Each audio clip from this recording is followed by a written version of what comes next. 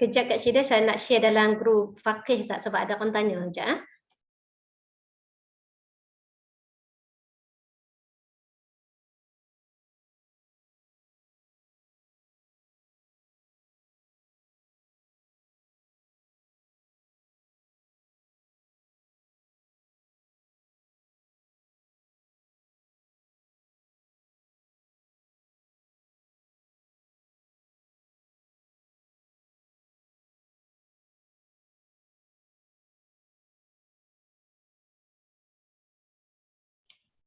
Nak mula dah Kak Syeda?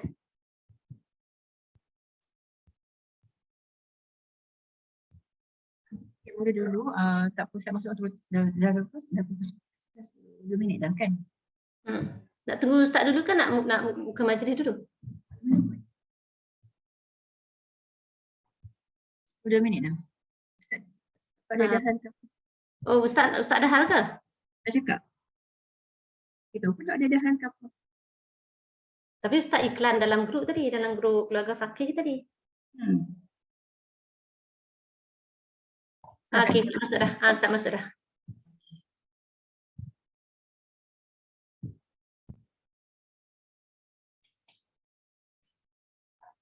Boleh start aspek baru. Ustaz dah masuk dah tu. Tak apalah, saya buka majlis dululah ya. A'udzubillahi minasyaitonirrajim. Bismillahirrahmanirrahim. Assalamualaikum warahmatullahi wabarakatuh. Alhamdulillah wassalatu wassalamu ala Rasulillah wa ala alihi wa sahbihi wa man walah. Subhanaka la ilma lana ma 'allamtana innaka antal alimul hakim. Rabbi shrah li sadri wa yassir li amri wahlul 'uqdatam min lisani yafqahu qawli. Allahumma anfa'na bima 'allamtana wa 'allimna ma yanfa'una wa zidna 'ilma. Rabbana yassir wa la tu'assir, rabbi tammin bil khair. Alhamdulillahilladzi hadana li hadza wa ma kunna linahtadiya laula an hadana Allah. Rabbi zidni ilman, amin ya rabbal alamin. Hari ini kita mula kitab baru, kitab Fathul Bari bab wudu. Kita tunggu Ustaz ya.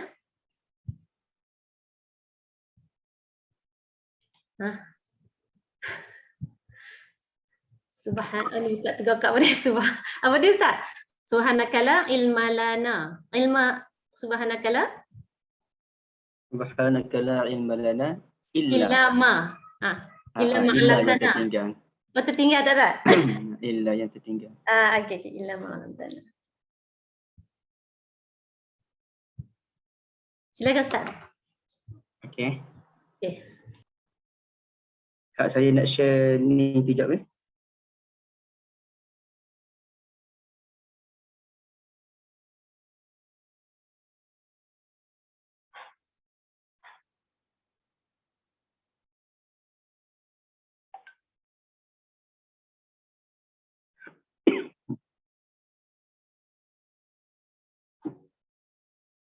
Assalamualaikum warahmatullahi wabarakatuh. Alhamdulillah. Allahumma salli ala Muhammad wa ala alihi wa sahbihi wa barik wa sallim. Subhanaka la ilma lana illa ma 'allamtana innaka antal alimul hakim. La haula wa la quwwata illa billah. Amma ba'd. Okey, bagi saya masa cari hadis sekejap.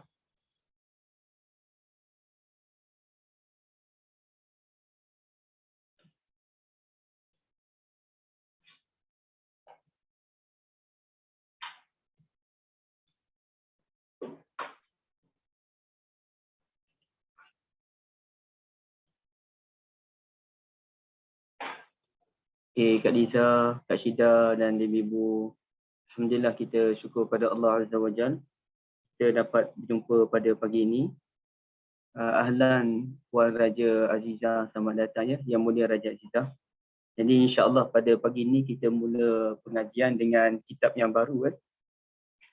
Kita telah menghabiskan Sahih Bukhari dalam Kitabul Ilmi. Ada sedikit hadis yang kita tidak sentuh, tapi boleh dikatakan semua hadis dalam, mungkin kita sebut dalam 9/10 tu semuanya kita sentuh ya, insya-Allah. Baik, yang kita tak sentuh tu kerana ia melibatkan perkara yang terlalu teknikal. Jadi sebab tu yang saya tak bincangkanlah hadis itu. Puan Syahnas, ada Wasyana angkat tangan tu tertekan ke ataupun apa? Oh, minta maaf Ustaz, saya tersilap tekan. Oh, okey, tak apa, tak apa. Ingatkan ada apa-apa persoalan. Baik. Pagi ini kita akan mulakan dengan kitab baru, iaitu Kitabul Wuduk ya. Kitabul Wuduk. Tak boleh buka. Sekejap saya cari mana boleh buka ni. Kitabul Wuduk.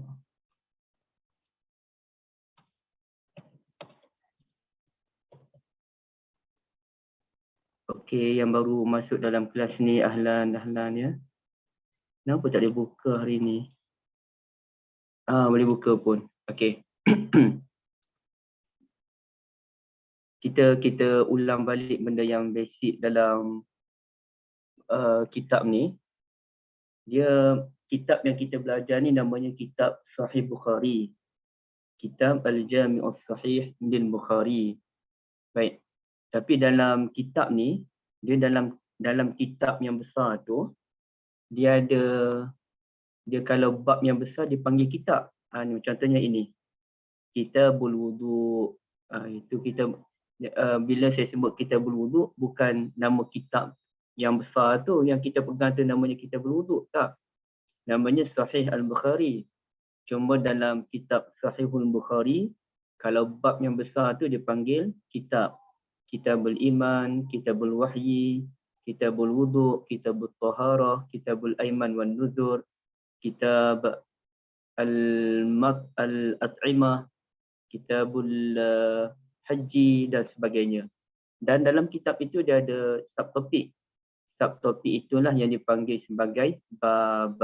Nampak ini Bab Maja'a fil Wudu. Ini bab yang pertama yang kita kena bahaskan. Yang kemudiannya disusul oleh bab La tuqbalu salatun bighairi tuhur. Kemudiannya bab Fadlil Wudu, itu dipanggil sebagai subtopik ya. Bab ini ibu-ibu yang dirahmati Allah, kalau dalam bahasa Melayu, walaupun saya pernah sentuh ya, tapi kita ulang balik, ia bermaksud pintu. Pintu. Jadi sebagai contoh, dalam rumah kita ni, kita ada dalam 3 bilik sebagai contoh. Okay, kita buka pintu bilik 1, itu pintu ibu bapa sebagai contoh ya. Kita buka bilik yang kedua, itu pintu masuk ke dalam bilik anak lelaki, kemudiannya anak perempuan kan.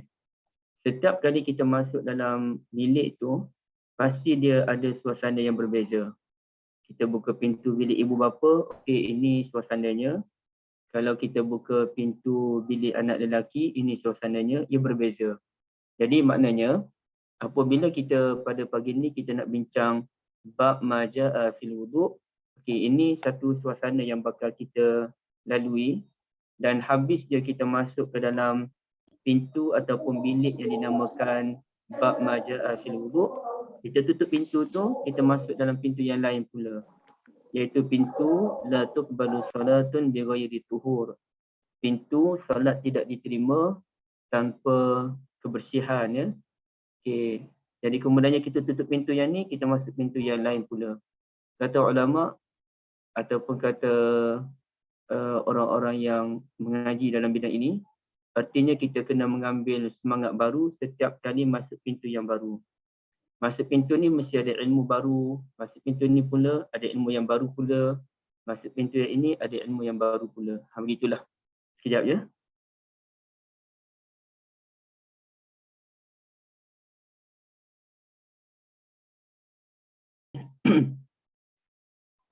Okey. Okey, sekarang ni kita masuk dalam bab yang pertama dalam Kitabul Wudu'. Dan Kak Liza mohon jasa baik Kak Liza untuk tengok juga di Facebook. Kod-kod ada soalan di Facebook ya. Okay, kalau ada sebarang soalan, ibu-ibu boleh terus bertanya, sama ada direct secara lisan ataupun secara tulisan ya.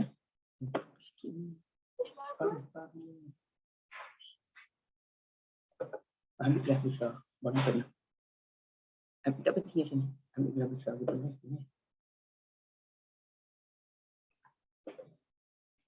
Okey, pengarang kitab ni namanya Muhammad bin Ismail Al-Bukhari Al-Ju'fi. Dia mulakan dengan Bismillahirrahmanirrahim, Kitabul Wudu'. Ya. Bismillahirrahmanirrahim. Kitabul wudu'. Bab ma jaa fil wudu'. Okey, bab ma jaa ni kalau kita terjemahkan dalam bahasa Melayu ya. Okey, saya minta maaf lah kalau yang pertama kali ikut kelas ni dia macam alamak skema sangat mengaji kitab kan. Ya macam itulah, ini bukan satu kuliah umum ataupun satu ceramah, tapi yang ni kita nak mengaji kitab. Cuma kita tak mengaji kitab macam pondok tu satu bahas. Kita lebih mengambil pengajaran. Dan saya akan mengelakkan perbincangan yang terlalu teknikal. Perbincangan teknikal kita tinggalkan. Kita lebih kepada nak ambil pengajaran. Tapi sedikit sebanyak adalah benda teknikal sikit-sikit kita bincang. Sikitlah. Okay. Kalau kita nak terjemahkan, puan-puan sekalian ya, bab majaa ni, bab ma tu pada yang datang, jaa tu datang. Artinya bab apa yang datang tentang wuduk. Artinya bab hadis yang membincangkan tentang wuduk. Itu maksudnya ya. Bab membincangkan hadis tentang wuduk. Imam Bukhari mulakan dengan firman Allah Azza wa Jal yang disebutkan dalam surah Al-Ma'idah ayat yang ke-6. Wa qaulillahi ta'ala, ya ayyuhalladzina amanu idza qumtum ila shalah faghsilu wujuhakum wa aydiyakum ilal marafiq wamsahu bi ru'usikum wa arjulakum ilal ka'bayn. Itu ayat yang ke-6 ya. Okay, ayat yang ke-6 dalam surah Al-Ma'idah. Wahai orang yang beriman, ataupun Imam Bukhari dia tak letak yang awal tu ya ayyuhalladzina amanu. Dia terus idza kumtum. Apabila kamu, idza kumtum, apabila kamu bangun, kumtum tu bangun untuk mengerjakan salat. Apabila kamu bangun untuk mengerjakan salat, apa perkara yang perlu kita lakukan? Satu, faghsilu wujuhakum. Maka basuhlah wajah-wajah kamu. Ini yang satu ya. Maka basuhlah wajah-wajah kamu. Kemudiannya wa aydiyakum ilal marafiq, dan tangan-tangan kamu sehingga ke siku. Ini ibu-ibu semua dah tahu dah. Ini saya nak terjemah aja. Bab ambil wuduk ibu-ibu semua lepas dah ya. Wa aydiyakum ilal marafiq, dan tangan-tangan kamu sehingga ke siku. Wamsahu bi ru'usikum, dan sapulah dengan kepalamu. Okey. Di sini kita akan jumpa dengan benda yang sedikit pelik, kerana Allah Azza wa Jalla sebut wamsahu, ada perkataan bi di situ kan. Wamsahu, alamak saya tak boleh nak sebut pula. Mana ni? Aduh, kacau habis dah. Sekejap ya. Dia payah nak sebut yang sikit tu je. Tak apalah. Nah, tapi Kak Liza nampak kan anak panah kan? Okey. Wamsahu bi. Arrow tu nampak? Okey, terima kasih. Ada B di sini. Jadi ini yang menunjukkan rasa pelik lah dia kalau dalam kajian Al-Quran ni. Perkataan B ni lah, huruf B ni yang menjadi tanda tanya. Sebab yang lain tak ada. Faghsilu wujuhakum. Kalau kita sepatutnya standardkanlah B semua kan. Faghsilu biwujuhikum wa aydiyakum ilal marafiq wamsahu bi ru'usikum. Maksudnya faghsilu tu pun biwujuhikum. Tapi tak ada B. Kenapa di sini dia letak B? Kenapa tak dibaca wamsahu ru'usakum? Okay. Dan sapulah dengan kepala-kepalamu wa arjulakum ilal ka'bain, dan juga kaki-kakimu sehingga ke buku lali, kedua buku lali ya. Al-Ka'bain artinya kedua buku lali. Okey. Kemudiannya qala Abu Abdullah, berkatalah Abu Abdullah. Siapa tu ya Abu Abdullah tu? Qala Abu Abdullah, berkatalah Abu Abdullah.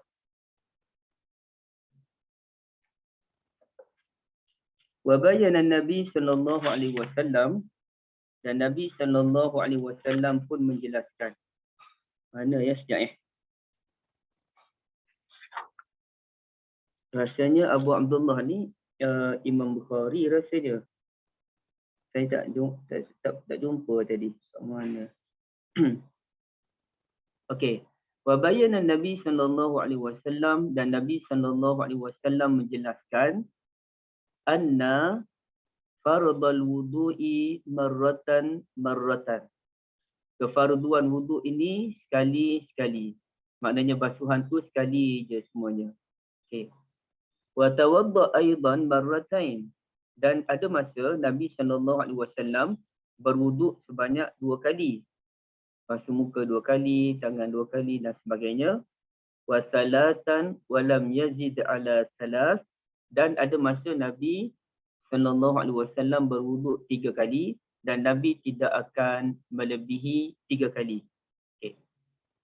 Wa kariha ahlul ilmi al-israf fih, dan ahli ilmu memakruhkan kita berlebih-lebihan dalam berwuduk. Ya, ahli ilmu memakruhkan berlebih-lebihan dalam wuduk. Wa an yujawizu fi'lan nabiyya sallallahu alaihi wasallam, dan melebihi kaedah yang ditetapkan oleh Nabi Muhammad sallallahu alaihi wasallam. Artinya yang diajarkan oleh nabinya berwuduk paling tinggi 3 kali. Maka makruh lebih 3 kali. Dan Nabi ada ajar caranya sekian-sekian. Maka makruh kalau kita buat lebih daripada cara yang diajarkan oleh Nabi sallallahu alaihi wasallam. Okey, itu dia punya terjemahan hadisnya. Okey, bab wuduk, ibu-ibu semua dah clear, tak ada masalah. Insya-Allah semua berwuduk dengan cara yang betul. Tapi kita nak bincang hadis-hadis berkaitan dengan wuduk. Baik. Jadi sebenarnya perkataan wuduk ini, dia ada beza antara al-wudu' dengan al-wudu'. Al-wudu' dia waw tu baris hadapan. Dia ada satu lagi namanya al-wudu'. Dan ada hadis Nabi sallallahu alaihi wasallam yang mana menggunakan perkataan wudu'. Perbezaan antara al-wudu' dengan al-wudu' ni sama dengan perbezaan as-suhur dengan as-sahur yang bakal kita lalui tak sampai sebulan lagi kan. Okey, kenapa yang ni dibaca as-suhur? Kenapa yang ini dibaca as-sahur? Mana satu yang betul tu? Okey. Kata Nabi sallallahu alaihi wasallam, tasahharu, hendaklah kamu bersahur, fa inna fi sahuri barakah, sesungguhnya pada sahur itu ada barakah. Jadi ibu-ibu sekalian, mana tepat? Sebahagian ibu-ibu dah tahu dah. Tapi mana tepat antara sahur dengan suhur? Ini dia tak penting pun ya. Bacalah sahur ke suhur ke tak penting. Tapi ini sekadar penambahan ilmu. Suhur ke sahur. Okey. Siapa nak cuba? Yang kita makan tu sahur ke suhur? Biasa sebut sahur lah Ustaz. Sahur. Maknanya Sahur. tadi dia kejut anak-anak, jom bangun bersahur. Macam tu kan? Tentu. Bersahur. Okey, ada jawapan lain tak daripada yang lain? Ibu-ibu yang lain? Saya kira semua ni ibu-ibu kan? Okey, tak ada yang kaum bapa Dr. Lini, ajak kejut keluarga bangun bersahur ke bangun bersyuhur?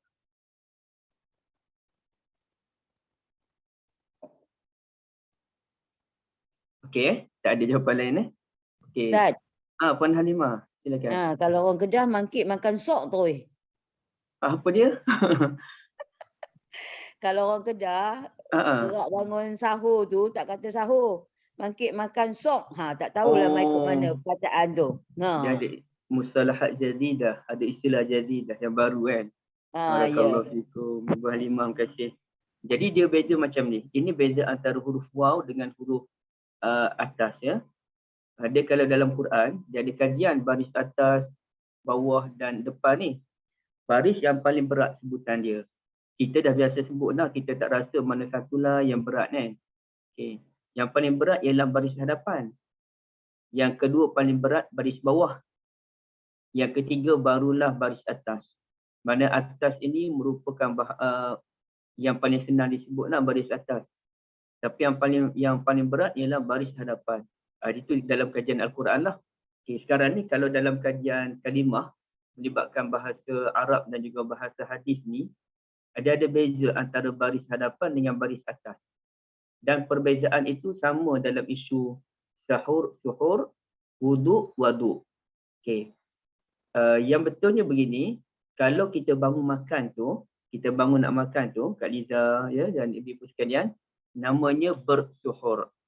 Bukan sahur ya, Dr. Nini, bersuhur. Ini tapi ibu tak payahlah nak pening-pening sangat. Tapi kalau ibu nak praktik yang ilmiah, itu cara dia. Ya, jom anak bangun bersuhur. Doktor? Ada ayat mustaghfirina bis-suhlan. Tak. Itu al-mustaghfirina bil ashar. Itu ayat as-sabirin was-sadiqin wal-qanitin wal-munfiqin wal-mustaghfirin bil ashar. Syahidallahu annahu la ilaha illahu. Yang itu surah Ali Imran. Atas sekali itu ayat alladzina yaquluna rabbana innana amanna tu. Okey, wal mustaghfirin bil ashar. Okey. Jadi sekarang ni kalau kita bangun nak kejut orang tu, kita kata jom bangun bersuhur. Ya. Tetapi yang Nabi kata tu fa inna fis sahuri barakah, Nabi sebut sahur. Sesungguhnya pada sahur itu barakah. Sahur itu makanan itu sendiri. Makanan yang kita hidangkan tu, contohnya kita nak bersuhur makan apa hari ini? Sedikit buah kurma, nasi sedikit, kemudiannya ada lauk sedikit, lauk telur ke, lauk ikan ke, air. Maka yang nasi, lauk ikan, air, kurma, itu semua dinamakan sebagai sahur. Jadi betul lah kata Nabi SAW, pada sahur, yakni pada makanan yang dihidangkan itu, adanya barakah. Tetapi perbuatan kita makan namanya suhur, baris hadapan. Okey. Jadi ibu-ibu sekalian, kalau dalam kes wuduk dan waduk dengan menggunakan kaedah yang saya sebutkan tadi, ya. Okey, apa beza antara wuduk dengan waduk? Wuduk tu baris hadapan apa dia? Waduk tu apa dia? Siapa nak cuba? Wuduk tu perbuatan ambil wuduk. Okey, wuduk perbuatan. Kalau waduk? Air yang kita guna tu lah kot untuk ambil. Barakallahu fikum. Cepat Kak Niza ya. Barakallahu fikum. Betul lah tu. Wuduk perbuatan kita tu, perbuatan berwuduk. Kita basuh muka, tangan dan sebagainya. Manakala waduk, air itu sendiri. Jadi sebab itu dia ada hadis, sahabat Nabi membawakan waduk. Waduk ni maknanya bekas berisi air untuk Nabi gunakan sebagai berwuduk. Perbuatan kita yang basuh tangan, muka dan sebagainya, itu namanya wuduk. Baik, satu poin. Poin yang kedua, apa usul kalimah wuduk ni? Setiap kalimah dia ada usul dia. Setiap kalimah dia mesti ada usul dia. Okey. Sebagai contoh, kalau kita tanyakan, ini tangan, ibu-ibu nampak tangan apa ni yang saya angkat?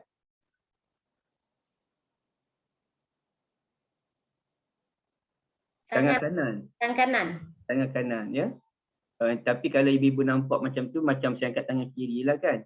Okay, sebenarnya saya angkat tangan kanan. Okay, yang ni tangan kiri ya. Tangan kanan dalam bahasa Arab orang panggil apa? Yamin. Yamin. Ya? Yamin. Ya, ibu nyonya, barakallahu fikum. Yamin, Yamin.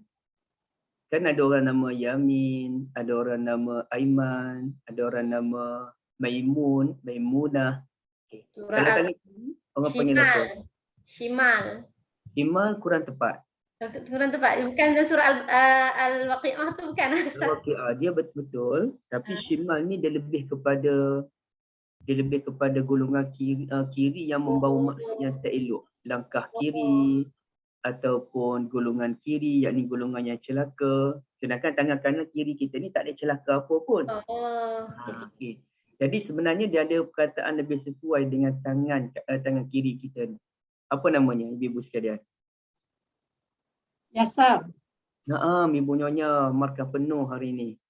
Yasar, ya Yasar. Kenapakah tangan kiri ini dinamakan sebagai Yasar? Ya. Yasar ini asal daripada Yusrun. Sahabat saya kan Yusri itu. Okay, Yasar artinya Yusrun. Yusrun ini artinya mudah. Yusrun artinya mudah. Daripada perkataan yusrun, maka terbitlah satu perbuatan yang buruk, satu tabiat yang buruk, namanya al-maisir. Al-maisir. Innama harrama alaikumul maitata waddam. Bukan itu. Astaghfirullah. Apa ayat dia tu? Al-khamru wal maisiru wal ansabu wal azlamu rijsum min wal azlamu wal ansabu dan sebagainya. Okey. Al-maisir itu artinya judi. Al-maisir artinya judi. Kenapa judi itu dinamakan al-maisir? Kerana ia mudah. Daripada judi tu kalau kita nak kaya boleh.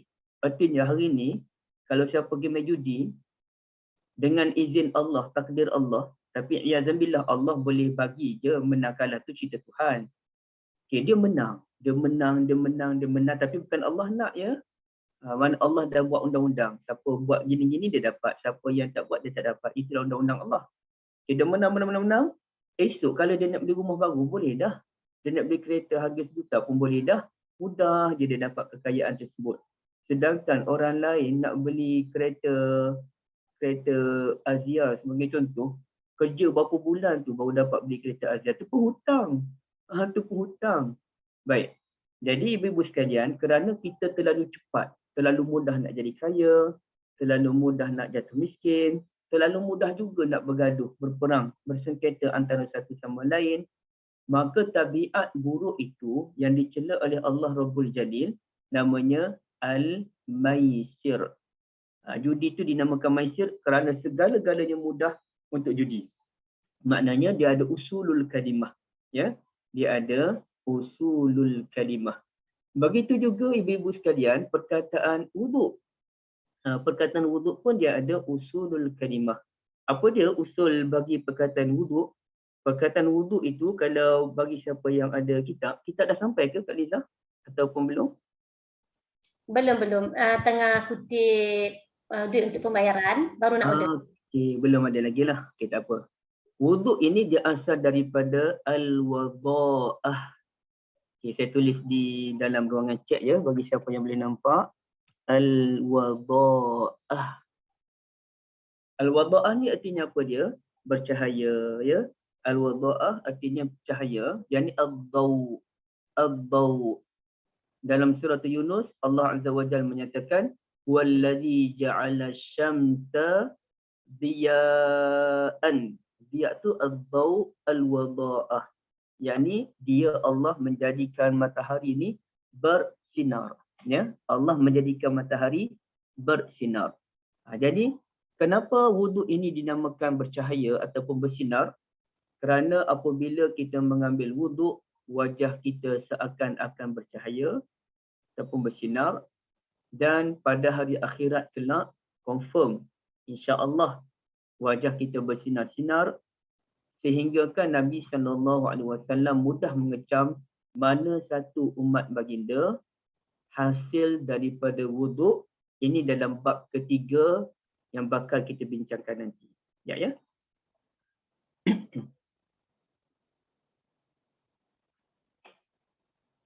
Okey, baik. Dia macam apa ya? Lupa dah satu perkataan tu. Wuduk bercahaya macam zakat. Okey, apa maksud zakat? Zakat ni artinya berkembang. Az-zakah yakni berkembang. Kenapa harta itu berkembang? Kerana bila kita bayar zakat, barulah harta itu pun berkembang kepada orang lain. Adanya unsur kita hulur-menghulur, berkongsi kebahagiaan, dan dia berkembang pahalanya di hari akhirat kelak. Sebab itu definisi bagi perkataan az-zakah ialah an-nama wa ziyadah, berlakunya pengembangan dan berlakunya pertambahan. Itu az-zakah. Jadi usul kalimah ni, usul kalimah amat penting kita fahami supaya kita tahu kenapa wuduk, sama ada aku ambil wuduk, apa dia wuduk sebenarnya. Bila ambil wuduk ni, kita nak memastikan anggota badan kita ni bercahaya. Dan sebab itulah kita akan nampak beza orang yang menjaga solat dengan orang yang tidak menjaga solat. Kerana apa? Kerana orang yang menjaga solat pasti wajahnya bercahaya disebabkan ambil wuduk, maka sebab itulah kita mesti mengambil wuduk dengan cara yang betul. Cara yang betul itu telah diperkenalkan oleh Al-Quranul Karim dan juga telah dijelaskan oleh hadis Nabi SAW. Cuma penjelasan dalam Al-Quran itu tidak begitu dititik beratkan daripada sudut filosofi. Yang orang bincangnya banyak bincang daripada aspek hukum hakam, tetapi tidak diperluaskan daripada sudut filosofi dengan mengambil kira ayat-ayat sebelum dan juga ayat-ayat selepas. Dan juga isi kandungan ayat itu secara menyeluruh. Yang mana kalaulah ayat tentang wuduk ini mengambil kira faktor-faktor yang saya sebutkan tadi, dibahaskan secara lebih mendalam, di situlah kita dapat melihat bagaimana Al-Quranul Karim telah memperkenalkan satu ibadah yang namanya wuduk dalam bentuk yang begitu luas, yang begitu mengujakan. Barulah selepas ini kita tak sekadar mengambil wuduk semata-mata, bahkan kita mengambil wuduk dengan tadabbur Qurani dan juga tadabbur Al-Hadis. Ya, baik. Tapi tak apa, kita akan pergi perlahan-perlahan, peringkat demi peringkat, ya, insya-Allah. Baik. Kemudiannya ibu-ibu yang dirahmati Allah, apabila kita perhatikan kepada ni. Okey. Kalau kita perhatikan kepada ayat ini, idza kumtum ila shalah ni, sedikit je, ini sedikit je. Ulama membahaskan tentang kewujudan huruf, iaitu huruf waw. Ya, huruf waw. Wa aydiyakum, kemudiannya wamsahu, kemudiannya wa arjulakum. Waw ini biasanya difahami sebagai dan. Maka basuhlah wajah-wajahmu, basuhlah wajah-wajahmu dan tangan-tanganmu ke siku, dan sapulah dengan mukamu, dengan kepalamu, dan kaki-kakimu sehingga ke buku lali.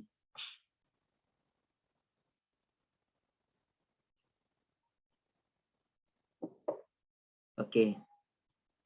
Jadi dan yang ada ni, ibu-ibu sekalian, ada soalan Puan Nurhatu nanti ya.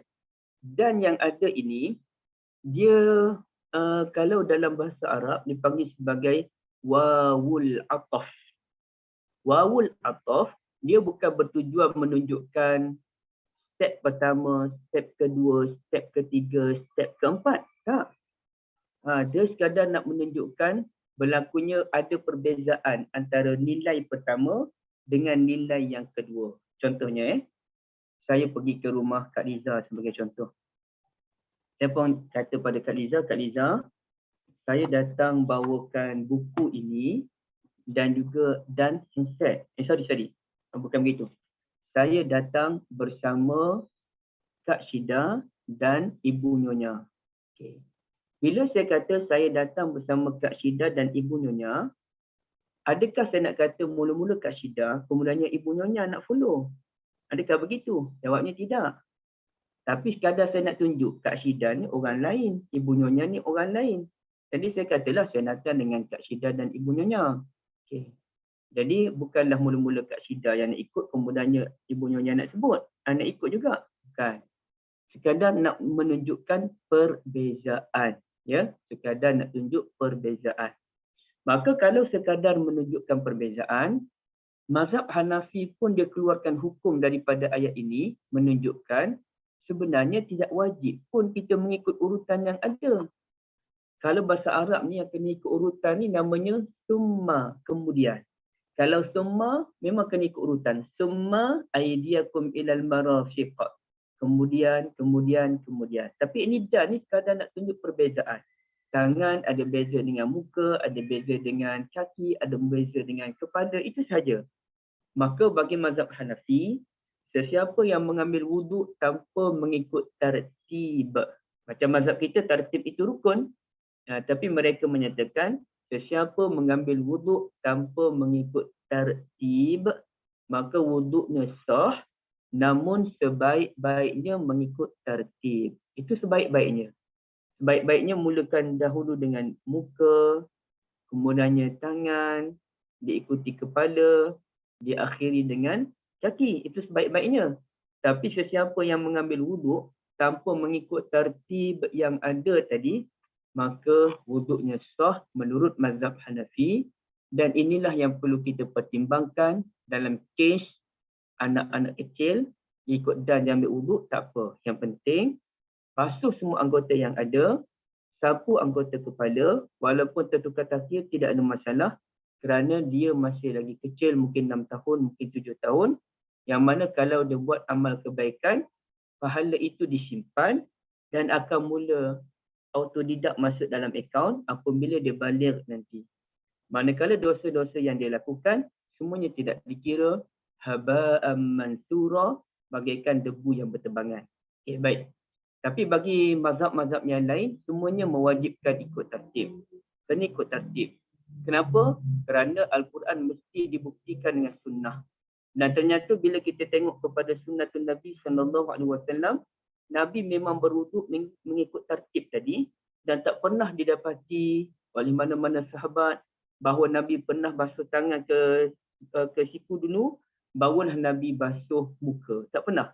Nabi mesti muka dulu, tangan, kepala, kaki. Jadi kerana itu merupakan perbuatan as-sunnatul mutahharah sallallahu alaihi wasallam, maka mengikut sunnah itu lebih baik daripada kita mengada-ngada. Cuma mazhab Hanafi ini digabungkan kefahamannya terhadap Al-Quran dan hadis, maka mereka menyatakan ikut tertib tidak wajib, tetapi sunnah. Sunnahnya ikut tertib. Tapi kalau tak ikut tertib, wuduknya sah. Kalau mazhab lain, siapa tak ikut tertib, wuduknya batal. Sebab setiap benda dia ada kaedah, ada disiplin dia. Baik. Jadi sekarang ni kalau Puan Nurhan tanyakan, kenapa kalau kita buang angin, kita mesti dianggap sebagai batal? Sedangkan yang sepatutnya kita, kenapa kita buang angin, kita kena basuh anggota wuduk, basuh muka, basuh tangan, sapu kepala dan basuh kaki. Kenapa tak basuh bahagian keluar angin? Maka jawapannya begini.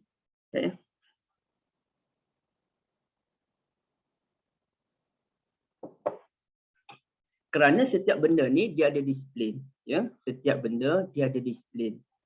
Satunya, kalau kita tanyakan kepada pelajar sekolah. Kepada pelajar sekolah. Undang-undang di sekolahnya tidak membenarkan pelajar sekolah ni keluar daripada asrama tanpa minta keizinan. Yang dulu Kak Liza selalu buat dulu tu, yang namanya fly tu kan. Kak Liza sekolah asrama dulu? Biasa fly ke? Sekolah asrama Ustaz. Pernah fly tak? Pernah apa? Pernah fly ke? Pernah tak? Fly. Bukan fly istilahnya. Kalau kami tak guna istilah fly lah. Keluar tanpa izin. Itu budak lelaki je pakai fly tu Ustaz. Kami panggil lompat pagar Ustaz. Lompat pagar. Kalau budak lelaki pakai fly Ustaz. Lelaki suka macam tu tak? Tak. Sekolah kami tak panggil fly. Kami panggil Kelantan dia panggil tubik curi. Kami sebut lompat pagar je Ustaz. Pernah Kak Liza pernah keluar tanpa kebenaran? Baik Kak Liza. Masa tengah SPM adalah iaitu warden bagi je keluar sebab tinggal budak form 5 je. Ya. Mana Kak Liza ni budak-budak baik lah. Sekolah asrama. Pengawas Ustaz. Pengawas. Biasanya budak-budak pandai ni dia nakal-nakal dulu kan. Tapi saya pun tak nakal sangat lah. Mungkin Dr. Lily mungkin macam tu lah kot kan. Okay, baik. Jadi kalau kita kira apabila dia keluar dari sekolah tu tanpa keizinan, apa undang-undang yang dilakukan oleh sekolah? Undang-undang yang dilakukan oleh sekolah tu bergantung pada cikgu kan. Yang penting dia akan membentuk disiplin pelajar tersebut. Contohnya, kalau sekolah kami dulu, siapa yang keluar tanpa keizinan, maka dia letak undang-undang. Bergantung pada ustaz lah. Antara undang-undangnya kena solat duha sebanyak 6 rakaat di atas jalan tar itu pada pukul 10-11 pagi. Itu undang-undang dia. Jadi, kalau kita tanyakan, ya, apa kaitan undang-undang tadi dengan keluar lompat pagar tadi? Dan kemudiannya kita tengok pula kesalahan yang lain. Kesalahan contohnya dia merokok. Bila dia merokok, maka mula-mula dia kena warning dan akhirnya kena buang sekolah. Lalu kita tanyakan, yang kenapa kalau dia melakukan kesalahan merokok, ya, dia kena keluar daripada sekolah? Kenapa tak buat undang-undang yang lain yang melibatkan merokok ni melibatkan mulut je? Kalau keluar curi itu banyaknya melibatkan pergerakan kaki. Kenapa mulut dan kaki yang tidak didenda? Kenapa yang didenda itu ialah keluar daripada sekolah terus? Kerana apa? Kerana setiap sekolah ni dia ada undang-undang dia. Termasuklah untuk menjaga air muka sekolah, dia ada peraturan-peraturan dia. Kita buat dah benda tu. Kadang-kadang kalau anak kita melakukan kesalahan, kesalahannya apa dia? Lewat solat. Kita pun denda. Dendanya ialah basuh toilet. Pergi basuh toilet sebagai denda kerana lewat solat. Lewat solat dengan sengaja ni. Pergi basuh toilet. Apa kaitan pula solat dengan basuh toilet tadi? Sepatutnya dendanya ialah solat banyak kali sebagai contoh. Kerana lewat solat, adik lewat solat, maka didenda solat sunat sebanyak 10 rakaat sebagai contoh. Tapi denda kita ialah denda yang tak ada kaitan. Secara langsungnya tak ada kaitan. Kita minta dia basuh toilet. Jadi sebenarnya, benda itu secara tak langsung ia mendidik kita mengikut disiplin. Apa benda pun kena ada disiplin. Mungkin benda tu sukar untuk kita fahami kerana ia berubah-ubah mengikut cita rasa manusia. Kita tengok pula undang-undang yang memang diletakkan dalam sunnah. Kalau kita pergi menunaikan haji, mana-mana orang lelaki yang sengaja pakai kopiah ketika berihram. Nak pergi umrah, dah niat umrah tapi tiba-tiba pakai kopiah. Ya? Ataupun dia pakai kasut yang tertutup bahagian jari itu. Dia pakai kasut yang tertutup penuh. Dia tak terbuka bahagian depan. Dia tak pakai selipar yang terbuka bahagian depan. Dia tutup penuh. Maka dia kena dam. Dia kena dam. Kita pun tertanya-tanya, kenapakah bila saya pakai kopiah, saya kena dam? Apabila saya, kena dam ke namanya? Dam Kalau kita pakai kasut penuh, kita kena dam. Kalau kita pakai wangi-wangian, kita kena dam. Kenapa kita kena dam? Sedangkan, kalau ada orang yang pergi menunaikan haji, masa sibuk dia buat haji tu, dia duduk berdiri pada Arafah lagi. Dia pun telah melakukan satu transaksi rasuah sebagai contoh untuk dapatkan projek dia di Malaysia. Dia datang haji pun dengan 100,000, dia punya package dia hanya duduk dalam beberapa hari ataupun 2 minggu. Kemudian yang tengah-tengah buat haji itu dia melakukan transaksi rasuah ataupun ribawi, ataupun dia telah hire satu projek menggunakan jalan belakang dan sebagainya. Kenapakah perbuatan rasuah? Kenapakah perbuatan ribawi? Kenapakah perbuatan mencela orang lain? Kenapakah perbuatan membuang sampah di padang Arafah yang ternyata akan menyusahkan orang lain dan mencemarkan nama Islam tidak dikenakan hukuman dam? Sedangkan kita pakai kopiah yang tak melakukan kesalahan ini kena dam. Sedangkan kita pakai wangi-wangian pun kena dam. Sedangkan itu bukan dosa dan tidak menyusahkan orang lain pun. Kerana Islam ni dia ada undang-undang, dia ada disiplin dia. Ya, ada disiplin. Jadi bila ada disiplin tu, orang yang pakai kopiah kena dam kerana orang pakai kopiah ni hanya melanggar undang-undang tapi umrahnya masih bernilai. Dia hanya perlu bayar dam je. Tapi kalau orang tu rasuah, kalau orang tu ribawi, kalau orang tu hatta dia tidak mengerjakan solat sekalipun, dia tak kena dam. Kenapa tak kena dam? Kerana dari awal lagi haji dan umrahnya sudah tidak bernilai. Ya, kerana dari awal lagi haji dan umrahnya sudah tidak bernilai. Dia bayarlah dam macam mana pun memang sudah tidak dikira, bahkan dosanya akan dianggap dosa yang berganda dos dia.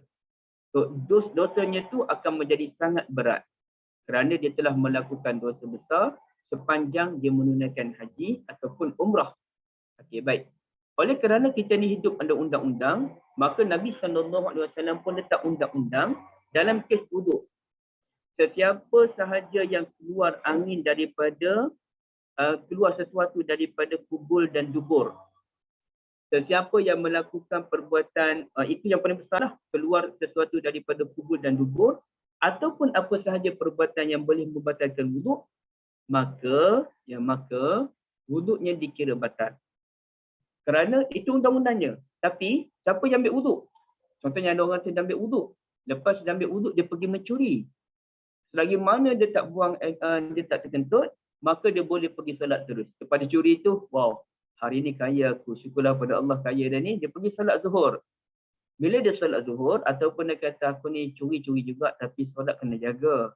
Kau kurang dosa buat tapi kewajipan tak tinggal. Okey. Solat dia tadi, adakah batal wuduk dia kerana dia mencuri? Tak batal. Adakah batal wuduknya kerana dipukul orang? Tak batal. Adakah batal wuduknya kerana dia apa? Buat rasuah? Tak batal. Benda itu semua tidak membatalkan wuduk dia.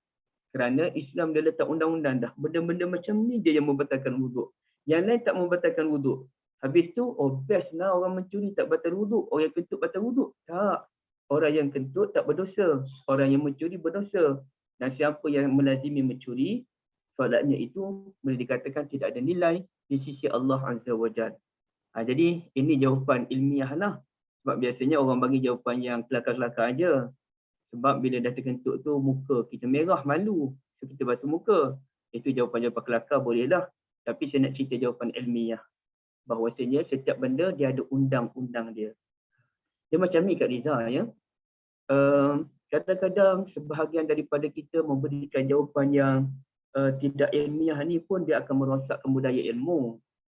Dan sebenarnya dia tak tepat pun. Contohnya dengan minta maaf, ibu-ibu sekalian dengan minta maaf ya. Contohnya jangan kaitkan dengan sesiapa. Jangan kaitkan dengan sesiapa. Ada orang kata wanita ni yang wajibnya tutup kepala. Jadi kalau ambil baldi tutup kepala, selesailah. Pernah dengar tak benda tu? Kak Liza pernah dengar kan? Kalau kita ambil baldi, kita tutup kepala kita, maka dikira sebagai menutup aurat. Itu jawapan kelakar bolehlah. Tapi realitinya tak betul. Sebab kaedah telah buat garisan. Ma la yatimul wajib illa bihi fahuwa wajib. Mana-mana satu benda itu tak sempurna kewajipan dia, melainkan kita kena ambil sesuatu benda, maka benda tu jadi wajib. Saya ulang balik. Mana-mana benda tu tak sempurna, kecuali kita kena ambil satu benda, maka benda tu jadi wajib. Maka benda tu jadi wajib. Contohnya apa dia? Okey, kita nak masuk rumah. Kita nak masuk rumah. Oh, yang penting rumah ni, kita masuk rumah, tapi nak masuk rumah tu kena ada kunci tak? Kena ada kunci. Maka memiliki kunci rumah ialah satu kewajipan. Okey, kita nak kereta. Nak kereta kena ada kunci ke? Confirm kena ada kunci. Saya tak pernah jumpa lagi lah kereta tak ada kunci. Cuma kunci tu nak masuk ke, kunci tak masuk je. Jadi memiliki kunci kereta ialah satu kewajipan. Tak boleh ada orang bagi hadiah, saudara menang cabutan bertuah, saudara dapat kereta. Kita pergi ambil kereta, mana kunci kereta? Kami janji kereta je, kami tak janji kunci kereta. Mana boleh? Kereta tu dia mesti sangkut paut dengan kunci kereta. Maka tindakan ilmuwan yang bergurau, yang penting wanita ni tutup kepala, maka tutup dengan baldi sudah mencukupi. Jawabnya, adakah bila kita menutup kepala dengan baldi, maka sempurna kewajipan yang ditentukan kepada wanita tadi? Confirm tak sempurna. Maka memakai tudung ialah satu kewajipan. Kalau pakai baldi nak berjalan macam mana? Dan kalau pakai baldi, apa pandangan orang terhadap orang Islam? Oh, dia pakai baldi. Lebih baik dia pakai baldi daripada pakaian, Ustaz. baldi pun bukan pakaian. Kalau dia nak guna alasan kelakar pun, lebih baik pakai baldi daripada tak pakai tudung. Tapi masalahnya, tidak memakai tudung satu dosa, memakai baldi pula merupakan satu tanda kejahilan dan memburukkan agama. Okey. Pun ada orang buat lawak-lawak ilmiah ni, boleh tak orang lelaki naik motor dengan orang perempuan yang bukan mahram? Okay, jawapannya boleh kalau ada bapa mertua di tengah. Ini pun jawapan-jawapan yang tidak diperlukan oleh masyarakat. Ya, jawapan yang tidak diperlukan oleh masyarakat. Kerana walaupun ada bapa mertua di tengah, bapa mertua pula. Walaupun ada bapa si wanita tadi di tengah, tetap hukumnya ialah haram. Kerana mana boleh seorang bapa bersentuhan badan dengan anak perempuan dia yang sudah besar. Tak boleh. Jadi ini jawapan-jawapan yang tak diperlukan oleh masyarakat. Akhirnya jadi lawak-lawak, akhirnya orang pun percaya kepada ini jawapan yang diberikan oleh ustaz sekian. Jadi sebenarnya tak penting ibu-ibu sekalian ya. Setiap benda tu dia ada kaedah dia. Maka perlu kita mengikut kaedah. Baik. Okey, kemudiannya kalau kita lihat dalam perbincangan ini, Satunya anggota yang tidak perlu dibasuh ialah kepala. Yang namanya satu-satunya anggota yang tidak perlu dibasuh ialah kepala. Okey, biarkan dulu. Kita pergi kepada hadis Nabi sallallahu alaihi wasallam. Bahawa kefarduan wuduk ni marratan sekali je semuanya, ataupun marratain ataupun 2 kali, ataupun salasan, ini yang terbaik, dan jangan lebih daripada 3 kali, ya, jangan lebih daripada 3 kali.